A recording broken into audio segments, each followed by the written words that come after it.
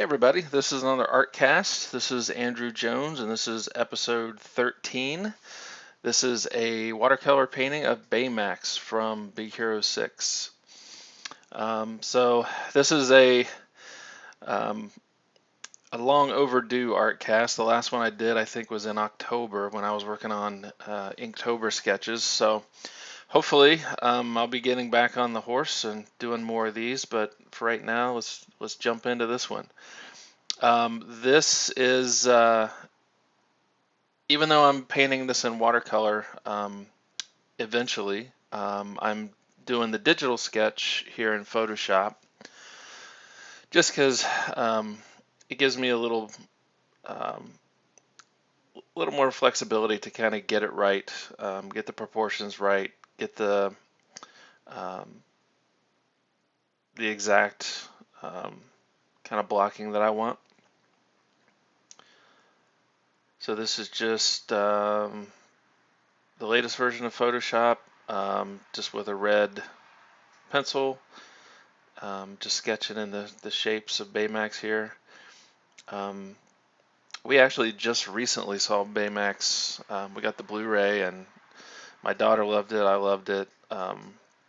Really love this character. Such a simple design, but I love these lines. Like I just love how all these lines just kind of flow into each other.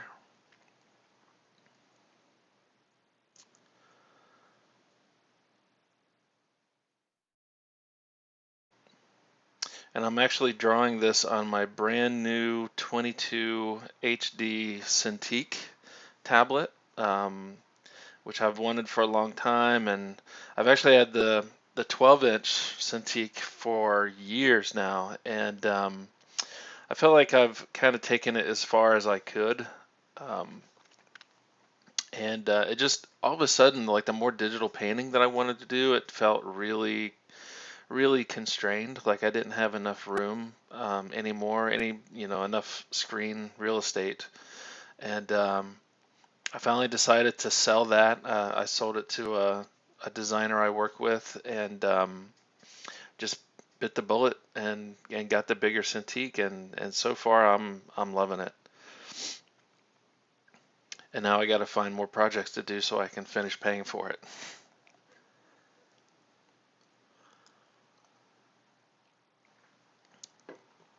So this is the beauty of doing um, these initial sketches in Photoshop, just because I can undo, I can scale, I can rotate, I can crop, and just get it right before I commit it to paper. And I think I'm going to start doing this with some of my sketch card designs as well, especially if it's a sketch card that's an officially licensed card. I always get really nervous that I'm gonna not get a layout right or just mess it up with a card that I can't replace. So I think actually I'm sitting on cards for The Walking Dead and cards for Superman, and I think part of the reason I haven't done them is because I'm just afraid to screw it up. But I think I'm going to go ahead and do all of the layouts digitally just to get them right and then transfer them to the cards. And the way I'm doing that with these is once I once I get this design done, I'll print it, and then I have this. It's in like a spray paint can. It's basically spray graphite or like liquid pencil. I can't exactly remember what the brand name is. I'll try to remember to post a link in the description. But it's basically you print it out and you flip over the paper, spray this graphite on it. It dries really quickly, and then you just put it down on what you want to transfer it to, and just very lightly. You don't even need a whole lot of pressure. Just go over the drawing with a ballpoint pen, and it perfectly transfers it. It looks like pencil. It's even erasable. So for me, that's been a really good way to transfer things. I recently did a 12 by 12 painting that I contributed to this auction for the Chuck Jones Center for Creativity, which I did record, and I will have a video up. I just can't post it right now because it's kind of secret. Um, but that was kind of a complex layout, and I wanted to get it right and not ruin a canvas, so I did that whole layout digitally and transferred it with that same spray graphite, and it worked out really well. So here's Baymax with his lollipop.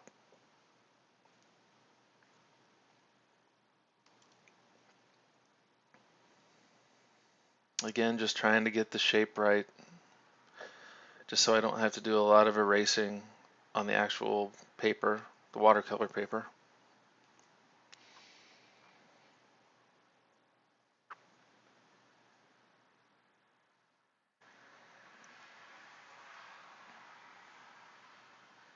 At the time I was drawing this, my daughter was actually sitting next to me trying to be a backseat artist.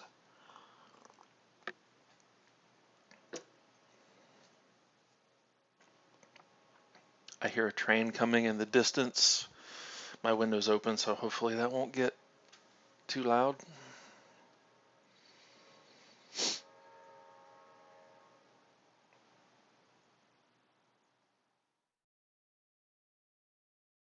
Here I'm just deciding that, excuse me, the head is either too big or too small. I can't remember what I'm doing here, but this is also the first art cast that I've done where usually I'll either talk while I'm actually doing the recording, which is kind of hard. It's kind of like walking and chewing gum and rubbing your tummy at the same time. Um, or I'll just do like a sped up video and put music under it. So this is the first time I've done all the recording ahead of time with no sound, and now I'm kind of just doing sort of a commentary track over that. And this whole entire process is going to be in real time, which I also have never done before. So hopefully that'll give me the chance to think about what I was doing there and comment on just some random stuff that I probably couldn't concentrate on while I was drawing it.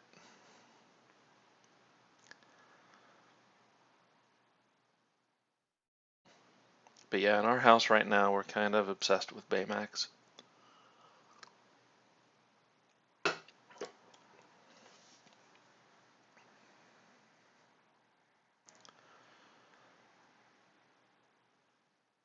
So I'm not wanting to spend a ton of time in Photoshop with this. Um, Actually, I probably shouldn't have spent this long in Photoshop with it, but it's nice to just be able to figure out what I'm doing ahead of time. And actually, I think I stopped recording on the Photoshop part before you actually see me. I realized that Baymax wasn't kind of wide enough.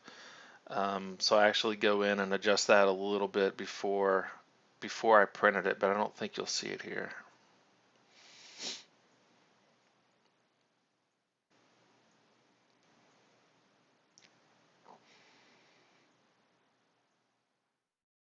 This is also my first real use of this new software, this new screen capture software called ScreenFlow, which I really like a lot. I love that I can capture my screens with multiple video and audio sources.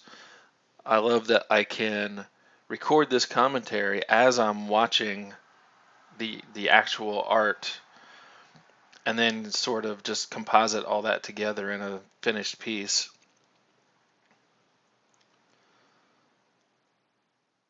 Here I'm just looking. I've got a little bit of photo reference there on the side that I'm going back to. Baymax isn't that hard to draw. It's like I said, it's such a brilliant design and seems so simple, but I just love it. So this is going to be painted on an 8x8 watercolor canvas. So I'm scaling it down just a little bit because I don't want it to dominate that piece of paper. And here we switch over to my drafting table. There's the watercolor paper. This is actually a cold press watercolor block, which helps me from not having to tape it down. Here is the printed Baymax, and you can see on the back, that's the gray from the spray graphite. I think I put a little too much on there. It kind of bled through that thin paper, but it dries really fast, so it won't really get on anything. Just an ordinary ballpoint pen, and then we start tracing it. And you don't even really have to push that hard to get it to transfer. As long as you can see it enough to paint over it, you're good.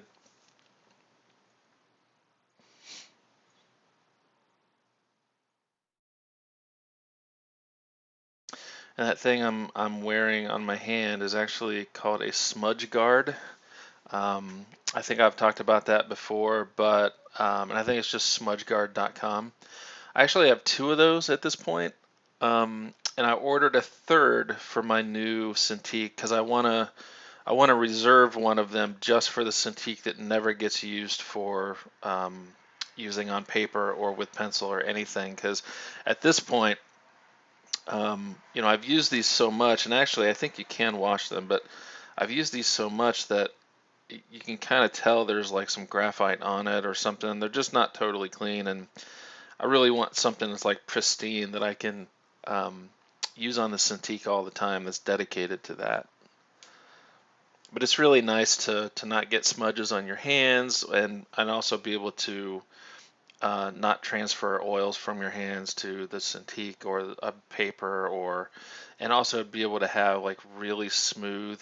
That's mostly what I like it for the Cintiq is that I can just glide over the screen in a very smooth stroke.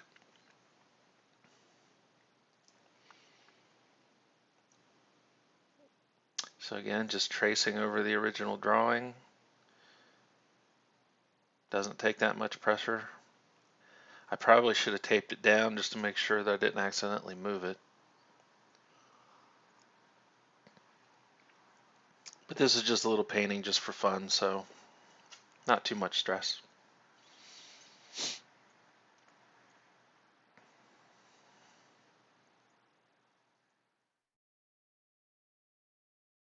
And there it is.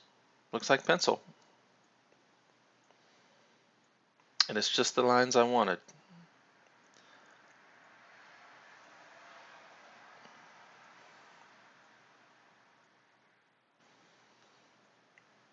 So now we're ready to start painting.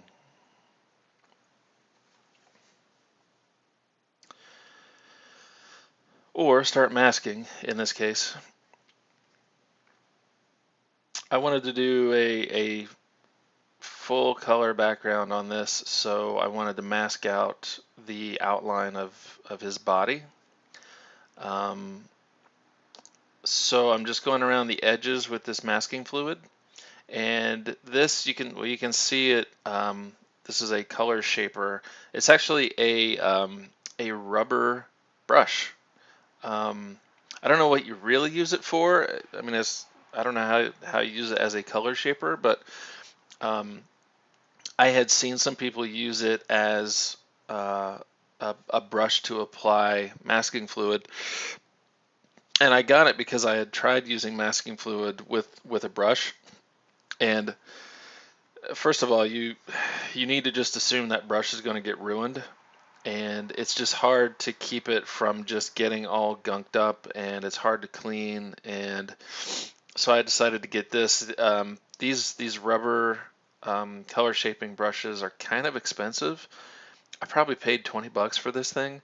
Um, but it's been worth it because it really helps it to go on, and to clean it, you just take a damp paper cloth and just pull the excess rubber off, and this masking fluid is basically like liquid rubber cement, and it dries fairly quickly.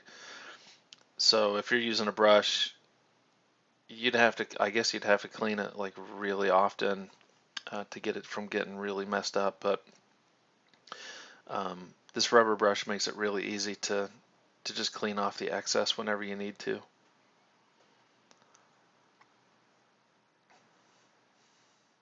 I know a lot of people that have been doing watercolor don't mask that often. I kind of lean on it a lot because I'm just getting started with watercolor and I'm just afraid I'm just going to get a little crazy with some washes and it's just going to bleed over into my art. So this is really just a boundary to protect the character from getting background colors on him.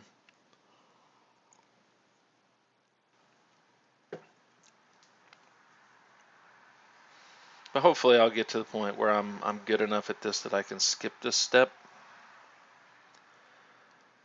or not do it as often anyway.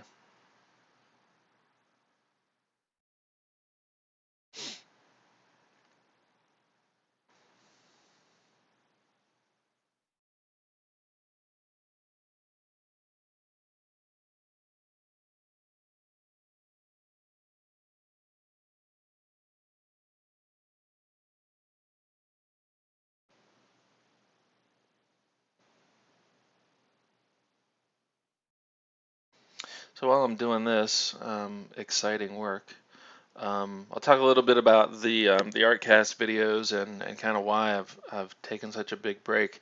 Um, the last one I did was that Shaun of the Dead Inktober sketch, and I was just going like gangbusters on Inktober, and I think I did 4 Inktober videos. But the problem was, I think Inktober really just kind of took its toll because I was doing a sketch every single day, including a 5-day stretch where I was completely out of town. I did 5 Inktober sketches in a hotel room, which I'm actually amazed and kind of proud of that I actually kept on it. But doing that and putting everyone on eBay and doing even the 4 videos that month, I think just I don't want to say it burned me out, but it definitely I was pretty wiped out after that month. Um, so I think that's a lot of why I just haven't gotten back to it till now. And then you do so many videos and you've kind of gotten used to it and you build that confidence up in talking on camera and all that kind of stuff, and then not do it for 5 or 6 months, you kind of get back to where you started where you started from. And yeah, I've just kind of been afraid to get back on it. But I definitely wanted to start showing some of this watercolor process because I'm really loving the watercolor stuff and just trying to get better at it. Here I'm preparing the canvas for a wet on wet background color, and I really wish I was better at this too. I know what it's supposed to look like with this effect, and I'm trying to apply as much water as I can, but even as I get around to the other side is drying. And if you notice in the reflection on my desk, I have a ceiling fan on, and I think that was a big mistake because I'm sure that just keeps um, that just makes the water dry up even faster. So I'll try not to do that next time. But I see people do these wet on wet techniques, and you all you have to do is just apply a little bit of paint, and you get these huge blooms of color as it works its way into the water. I just can't get that, and I don't.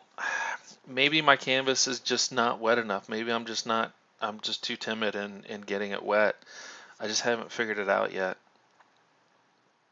I mean, I think I am really happy with how this came out. I just don't know what I'm missing other than more water.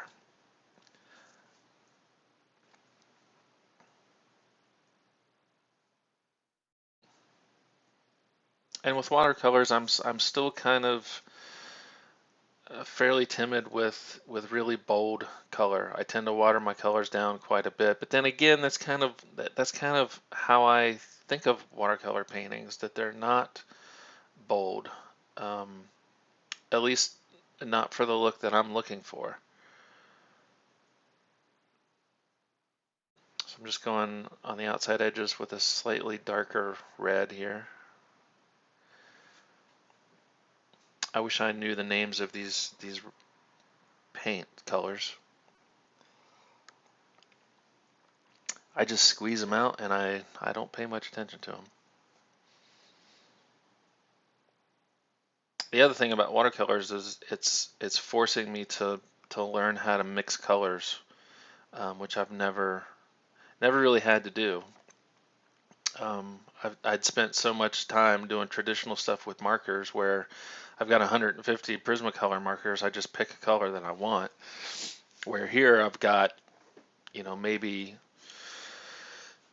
10 or 12 colors total so far for my watercolor paints, and you just got to figure it out.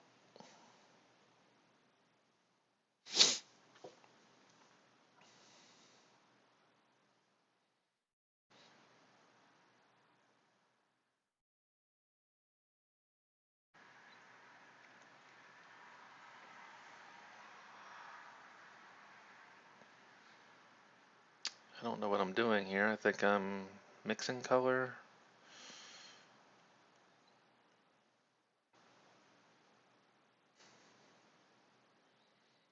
Oh, drying it with a hair dryer real quick.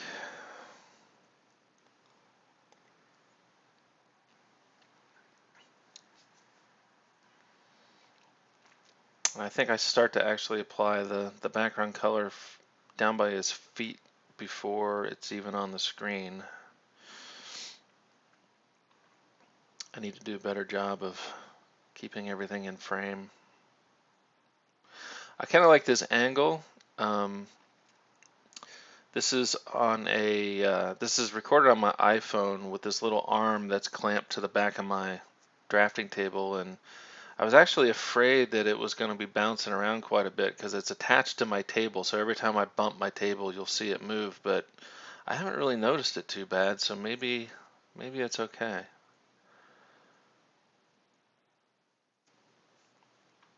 It is hard sometimes because the camera is so close to the painting. I can't, for fine details, I can't get my face close enough to the painting without bumping my head on the camera.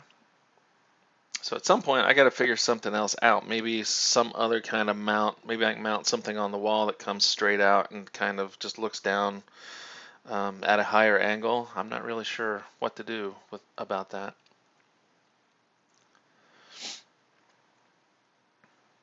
I think at this point I'm starting to paint in the background color and the shadows down by his feet, and I think I'll move it up here in a second.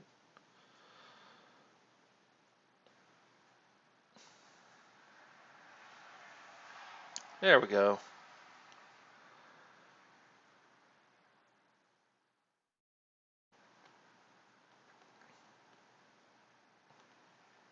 Doing these commentaries after the fact is kind of weird, but I've been seeing some artists do it lately, especially Brandon Green, who has just some amazing tutorial videos. And I think it frees you up to be able to, hey, there's a bug that just landed on my desk, thankfully not on the painting. That's the dangers of having a window open in Georgia, I guess. But I think it frees you up to talk about other things and not, because I would lose my train of thought if I tried to really talk about anything really in depth while I was painting something. I'm easily derailed.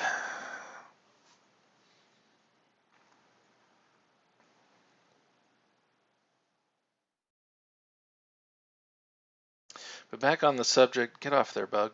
Then on the subject of the videos and the art casts, I'm actually kind of blown away at, even though I haven't posted a video since October, I'm still getting subscribers. I forget where I'm at now, but I know it's over 100, which is just amazing to me. And that very first video I did, which was basically just a tour of my studio, last time I checked, it was like 4,200 views, and I just can't. I can't. That just blows me away. I can't get my head around that. So thank you to everybody who's watched these videos and commented and subscribed. I'm definitely going to get back on the horse, and there'll be, now that I've got my big Cintiq, I'm going to do art casts of a lot more digital paintings. And you'll definitely see more watercolor stuff. So, post in the comments what, of the stuff that I've been doing and the stuff that I post to Instagram all the time. What do you want to see? Shout out suggestions. A lot of times I'm just stuck for ideas for something to draw, and sometimes I'll spend more time trying to figure out something to draw than actually drawing it, or I just will just give up and go play video games. And I definitely need to keep drawing, so keep filling my head with ideas. So there you just saw me just rub off all of the masking fluid, and it's fairly easy stuff. You just kind of rub over it with your fingers, and it comes right off, and you're left with a really nice outline of the character. These shadows for Baymax are just I think this is Payne's Gray mixed with a little bit of blue.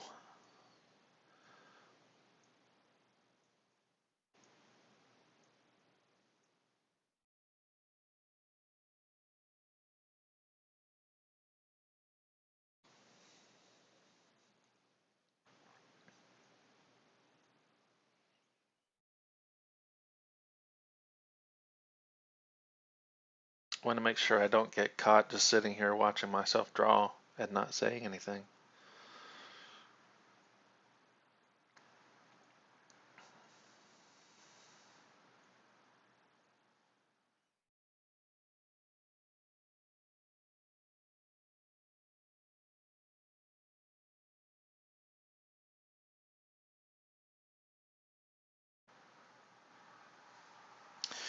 But even though I've gotten the Cintiq and I'm really looking forward to what I'm going to be able to do with that, um, I'm loving the journey of learning the watercolors. Um, it's just fun to just play around, especially something like this that didn't take a whole lot of time to do.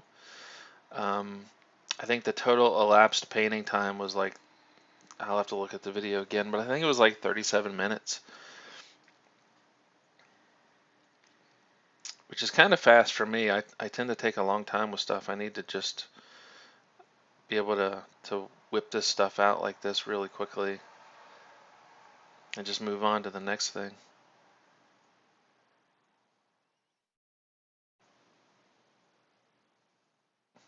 But I want to experiment with a lot of stuff.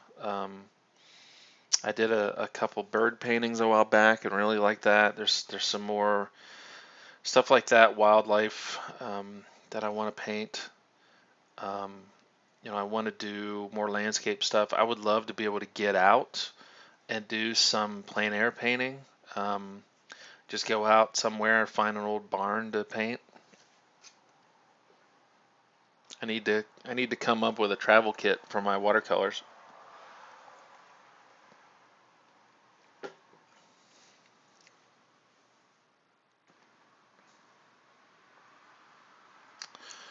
So here I'm just doing the shadows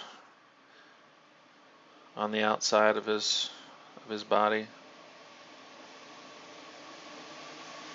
Another train going by.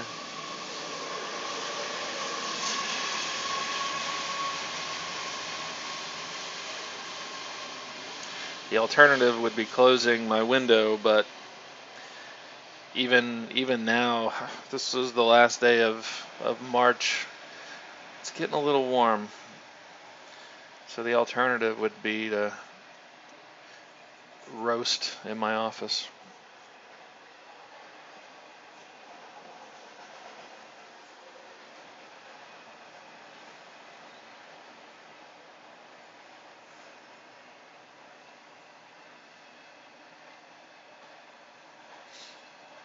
So the debate here with this piece that I'm getting close to is, should I ink this or not? And a lot of times I just ink stuff just as a fallback because that's just what I'm used to, and but I decided on this one not to ink it. Um, I just wanted to see if I could get it, if I could just paint it, just paint the whole thing, and not rely on inking the outline sort of as a, I guess, as a crutch.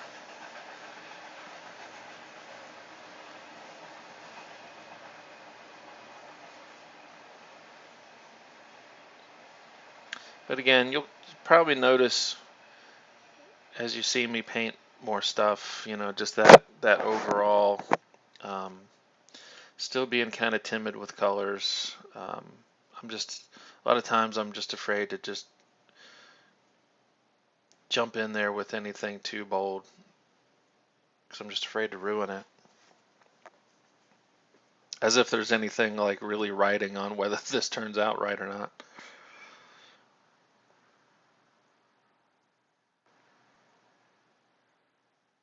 But I would love to do some of these as commissions. So, if anybody would want something like this, a single character with a just a basic solid color background, I'd love to do it.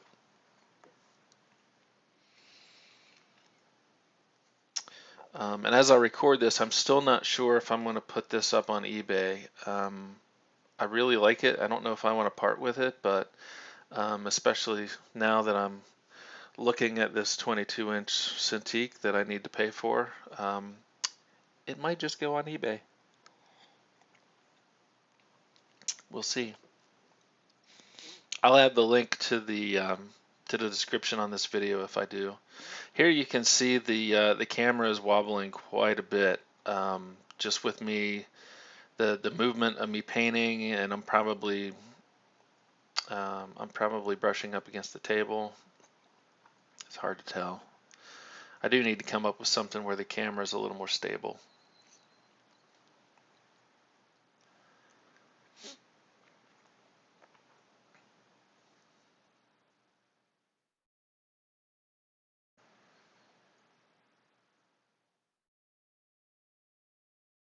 And by the way, these brushes I use, I got these at Blix, and they're not the absolute cheapest thing they sell. They're not particularly high end either. I think now that I kind of have a feel for what brushes I use most often, like the size brush, um, I'll probably invest in some better ones, but these have been okay so far.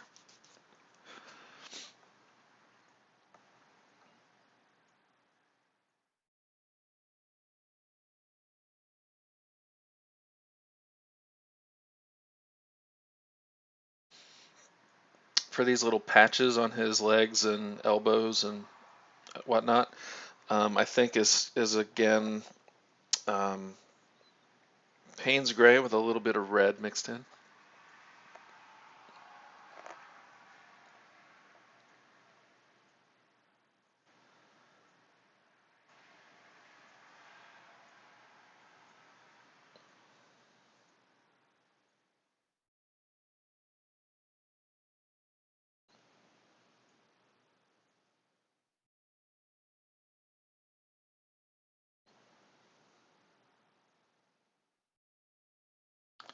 My daughter and I were at Toys R Us the other day, and they had a whole section of Big Hero 6 toys, and I got her a Baymax in the armor, and I actually got this little guy, which is actually a Disney Infinity figure. This is meant to sit on one of those Disney Infinity video game bases and add Baymax to your game. But I just think these are awesome little figures.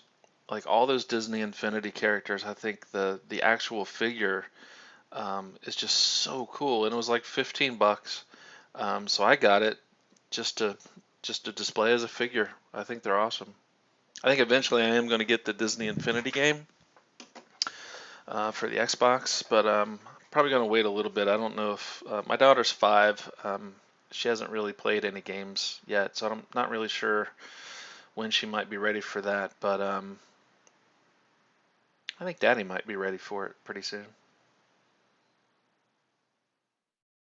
So here's where I had decided not to ink it. Instead, just going over all the outlines with the darker shade of gray.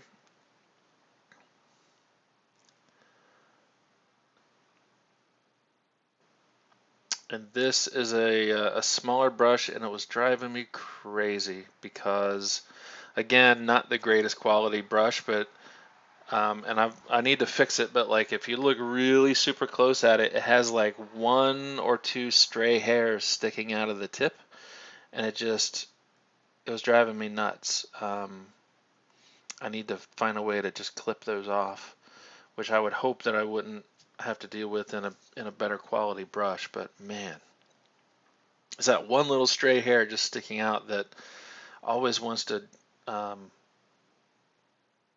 just kind of mess up the line. And here I'm not even caring if like it's just if it's a solid line or not.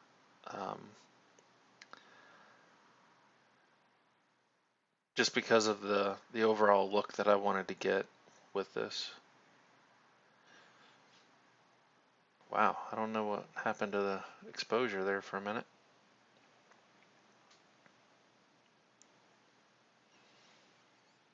I probably do need to get a better camera to record these. I'm using the iPhone 5S right now, which is good. It's HD. It does a pretty good job, but I'd like something with a little more control over white balance and things like that, because this is a white piece of paper and it just doesn't look like it on screen. You'll see at the end where I actually put in the actual scan where it looks white.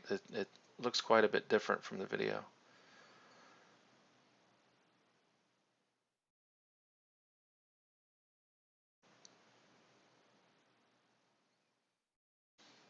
I'd like to get a wide enough angle to where you can actually see my palette as well. I know when I'm watching other people paint, it's really helpful to see their palette and see how they mix colors and how they have everything set up. I just can't get my camera far enough off the table yet. Um, if I try to get it any higher, then I won't be able to get it over the painting as much. So I've got to come up with some kind of solution. Just an excuse for me to build something.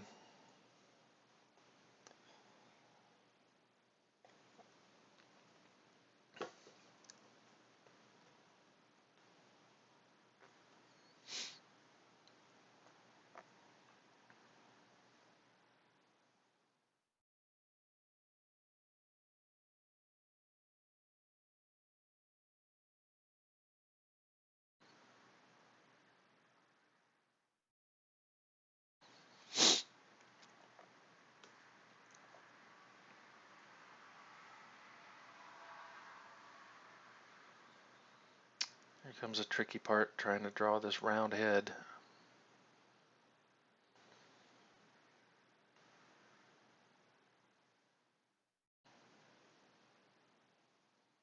I get stressed out trying to draw these perfect round shapes. But I think the more wound up you get about it, the worse they look.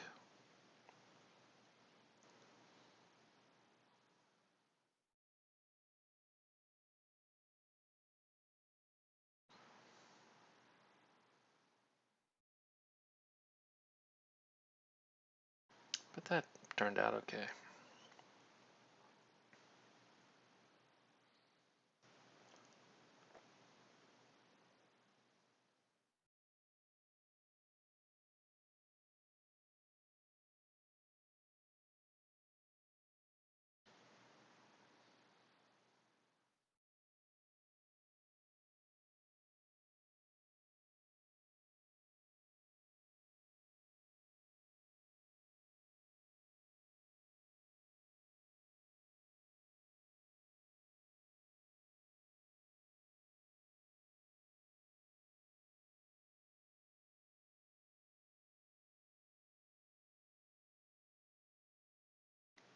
I think we're getting towards the end here, as I'm running out of things to talk about.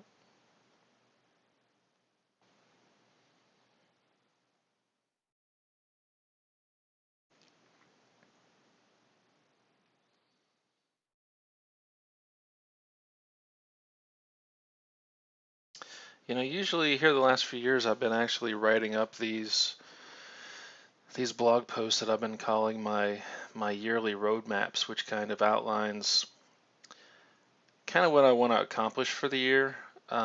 Things I want to do, things I might do, things that I'm going to put on the back burner for this year. Um, and I just didn't get around to doing it this year. I'm not sure why. Um, I think maybe it's just because I have so many things that I felt like it's just going to get overwhelming to try to actually sit down and formalize something. Um, there's a lot of stuff I want to do this year. Actually, by now, I feel like I should have started laying out my first printed sketchbook. Um, but I needed to get through a couple things. I had that painting to finish, and I actually did a set of sketch cards for Tops. So I did about 30 cards for them for a Empire Strikes Back set, um, which I kind of came along at sort of the last minute, and I decided to do it just because Empire Strikes Back is my favorite of the Star Wars movies, and I really wanted to do it, so I had to get that obligation out of the way. So now that that's off my plate, there's nothing left that I feel like I'm obligated or that I owe anybody. So, there's definitely stuff that's on my plate that I want to get done in the near term. Probably the first thing will be to finally get um, my artist cards done for the Walking Dead set, because I feel like I can probably do those fairly quickly, and based on how I was able to sell my Return of the Jedi cards, I'm pretty sure those will sell fairly quickly, and that'll be a big thing off my list. Um, I may not do the Superman cards right away. The Superman really isn't something I'm all that passionate about. If I were Batman, I probably would have done it by now, but I don't know. That one may go on the back burner a little bit longer. Um,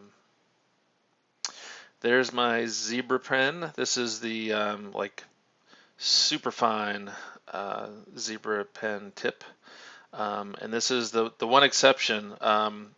The one thing that I'm inking on this are his eyes. Um, and a lot of that is just because they're such a defining part of his design, and they really kind of make it the rest of the piece stand out by giving him those deep black eyes.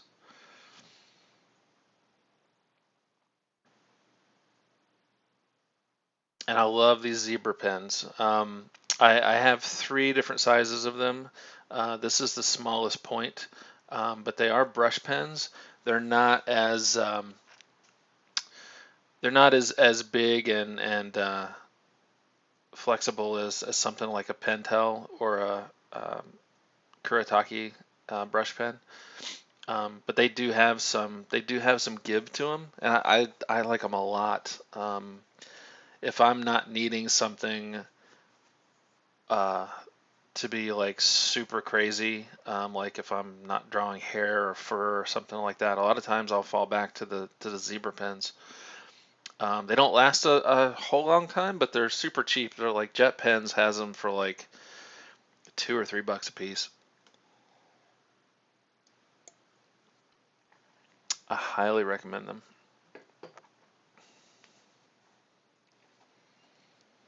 So at this point, I'm ready to sign it, which turned into a bigger ordeal than it really should have been. I should have just used that zebra pen and just done a little tiny signature, but I decided to get fancy.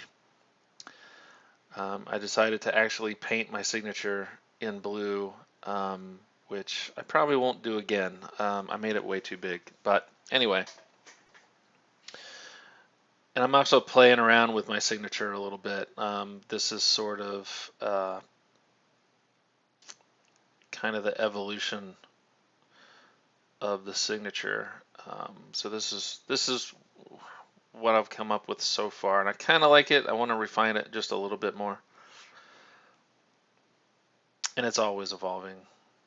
I think I've changed my signature at least once a year in the last few years,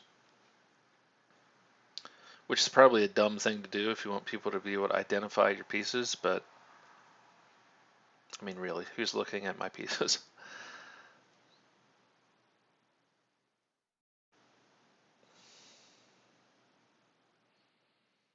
That probably would have looked okay if it wasn't so big. It looks a little horsey right there, but what are you going to do?